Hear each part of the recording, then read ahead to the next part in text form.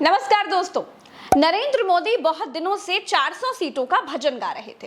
कोई ये बेसुरा भजन सुनने के लिए तैयार नहीं था। मोदी को आवश्यकता थी धर्म की चटपटी चटनी की। इतने दिनों से बिना धार्मिक एंगल के भाषण देते देते प्रधानमंत्री मोदी जी की जीभ सूख चुकी थी। लेकिन तभी राहुल गांधी ने कर दी शक्ति की बात।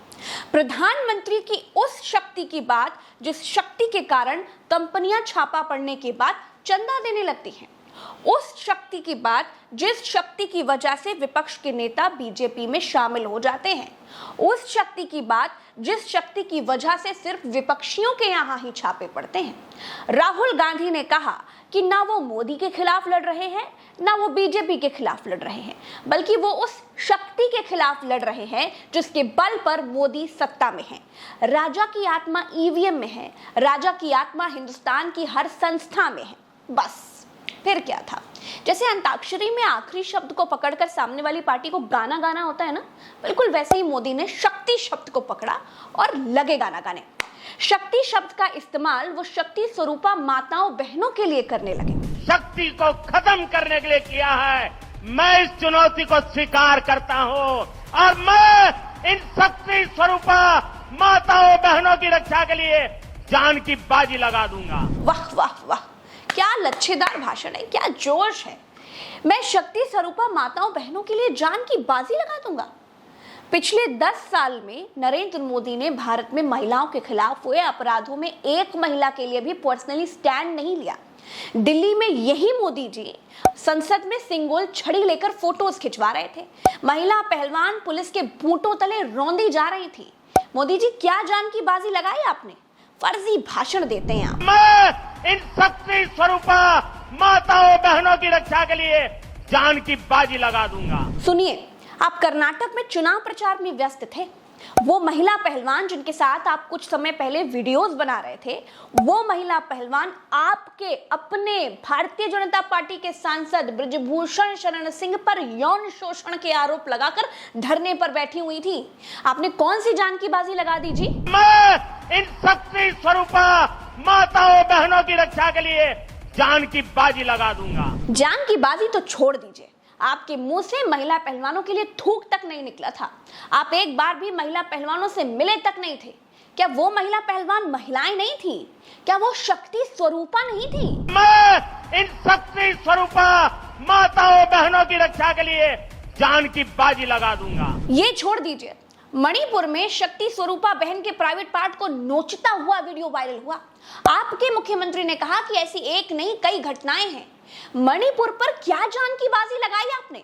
आज तक मणिपुर जाने की हिम्मत नहीं जुटा पाए आप, और बात आप जान की बाजी लगाने की करते हैं। मैं इन शक्ति स्वरूपा माताओं बहनों की रक्षा के लिए जान की बाजी लगा दूंगा। हाथरस में रेप के बाद बयान देकर बेटी मर गई। आपकी सरकार ने लाश को रात में केरोसिन और सैनिटाइजर डालकर जला दिया। क्या जान की बाजी लगाई आपने?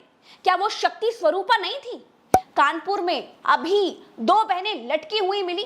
क्या जान की बाजी लगाई आपने? बीबीसी की रिपोर्ट देखिए, एक दिन में भारत के भीतर औसतन 87 रेप होते हैं। प्रतिदिन आपको 87 बार जान की बाजी लगानी पड़ेगी।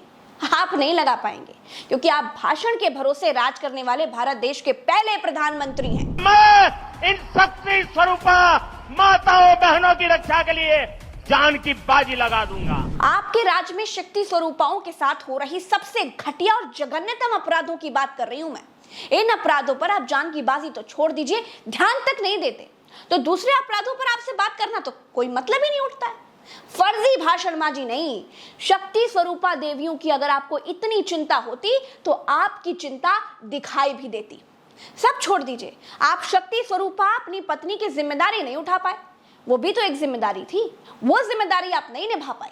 बाकियों के लिए तो आप जान की बाजी लगाने की बात कर रहे हैं। मैं इन शक्ति स्वरूपा माताओं बहनों की रक्षा के लिए जान की बाजी लगा दूंगा। ये भारत देश की हर शक्ति स्वरूपा को मालूम है, नरेंद्र मोदी धार्मिक ध्रुवीकरण के बिना एक कदम भी नहीं चल सकते। मोदी कर्नाटक में बजरंग दल को बजरंग बली से जोड़ देते हैं।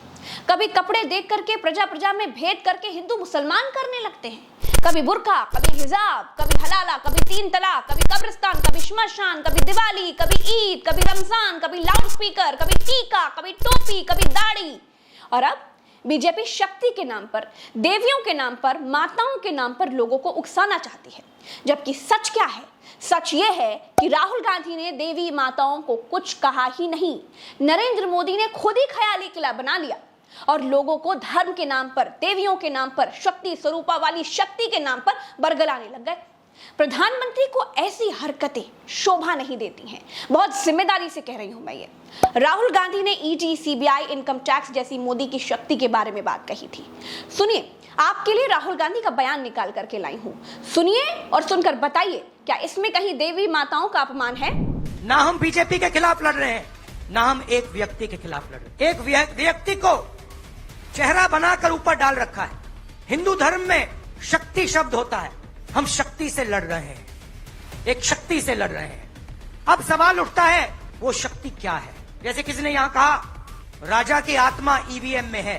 सही है, सही है, राजा की आत्मा ईवीएम में है, हिंदुस्तान की हर संस्था में है, ईडी में है, सीबीआई में है, इनकम टैक्स डिपार्टमेंट में है। एक वरिष्ठ नेता, नाम नहीं लेना चाहता हूं, इसी प्रदेश के एक वरिष्ठ नेता कांग्रेस पार्टी को छोड़ते हैं और रो के कहते हैं, मेरी मां से रो के कहते हैं कि सोनिया जी मुझे शर्म आ रही है, मेरे में इन लोगों से, इस शक्ति से लड़ने की हिम्मत नहीं है, मैं जेल नहीं जाना चाहता हूं। मोदी के हिसाब से शक्ति स्वरूपा वही है जो उनको वोट देती है, और वो तब तक शक्ति स्वरूपा रहती है जब तक वो मोदी की रैली में रहती है, या फिर वो जब तक पोलिंग बूथ के भीतर रहती है।